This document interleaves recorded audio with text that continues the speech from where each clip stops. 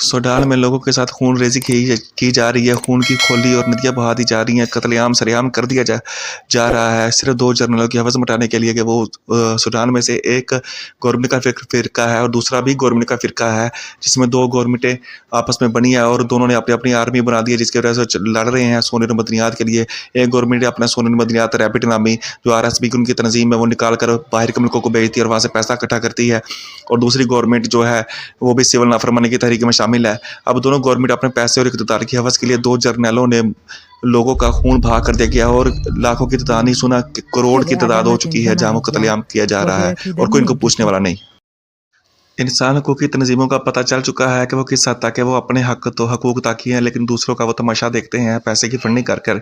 और अब पता चल चुका है कि वो कैसी गेमें खेल रही है। देखें क्या हाल कर दिया गया है, माओ को बच्चों को माओ के सामने मार दिया जा रहा है, लेकिन कोई उनको पूछने वाला नहीं है। सिर्फ ये दौलत के लिए मुसलमानों को दौलत के पीछे डॉलरों के पीछे लगा दिया गया ताकि वो एक दूसरे के खून के प्यासे बन चुके हैं।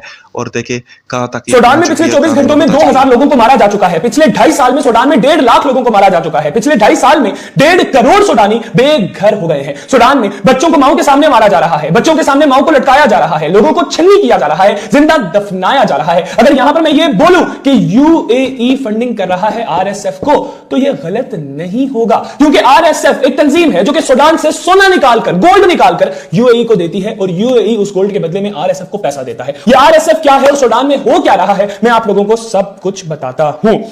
एक सदर था सूडान का जो कि 1989 में पावर में आया। 2013 में उसकी जानिब से एक अपनी आर्मी बनाई गई। उसको डर था कि सूडान की आर्मी कहीं मार्शल लॉ ना लगा दे, मेरी हुकूमत खत्म ना कर दे, तो 2013 में उसने एक अपनी जाती पर्सनल आर्मी बनाई जिसका नाम रखा गया RSF। खैर 2021 में इसी सदर के खिलाफ बहुत ज्यादा एहतजाज होने लगे कि ये 1989 से सूडान का सदर है, सूडान में गुर्बत इतनी ज्यादा है, ये सूडान को तरक्की नहीं करने देता, तो इसको सदारत से हटाया जाए। जब एहतजाज बहुत ज्यादा हुए तो 2021 में इस सदर को हटा दिया गया। उसके बाद आधी हुकूमत सूडान की आर्मी के पास आ गई और आधी हुकूमत सूडान के हुक्मरानों की बनाई गई आर्मी के पास आ गई, जिसको RSF कहा जाता है। खैर 2021 के आखिर में इस हुकूमत का तख्ता भी पलट गया।